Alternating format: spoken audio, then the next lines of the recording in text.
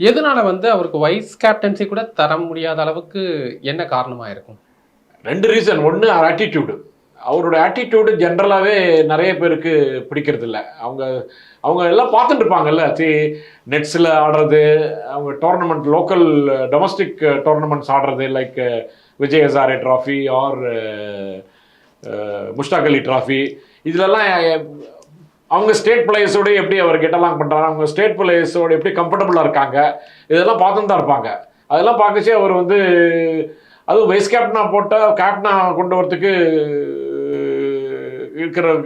கொடுக்குறவங்களுக்கு training மாதிரி இருக்குன்ட்டும், அது ஒரு ப்ராக்டிஸ் மாதிரி இருக்கும், அது ஒரு நம்பிக்கை கொடுக்குற மாதிரி இருக்குன்ட்டு தான் வைஸ் கேப்டனாக அவர் கொடுக்கறது.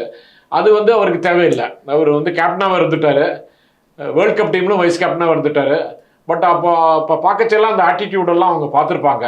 ஸோ இவர் is not a player who has to be brought back to கேப்டன்சிங்கிற ஒரு மூவ் வந்துடுது. இதே இன்னொன்று, இப்போ Rohit Sharma white ball cricket இந்த ஒரு டோர்னமெண்ட் ஆடுவார் தான் தோன்றது நமக்கு, சாம்பியன்ஸ் ட்ராஃபி. அதுக்கப்புறம் ஒயிட் பால் கிரிக்கெட்டுக்கே யார் கேப்டன்சி வருவா அப்படின்னா நம்ம நினச்சிருந்தோம் பாண்டியா கூட ஒரு சான்ஸ் இருக்குன்னு நினச்சிருந்தோம். இப்போ இன்னைய செலெக்ஷனை இந்த T20 டீமில் பார்த்ததுக்கப்புறம் ஹர்திக் பாண்டியா லீடர்ஷிப் ரோலுக்கு கன்சிடர் பண்ண போகிறது இல்லைங்கிற ஒரு கிளியர் சிக்னல் இருக்குது அப்படிங்கிறது என்னுடைய அனுமானம்.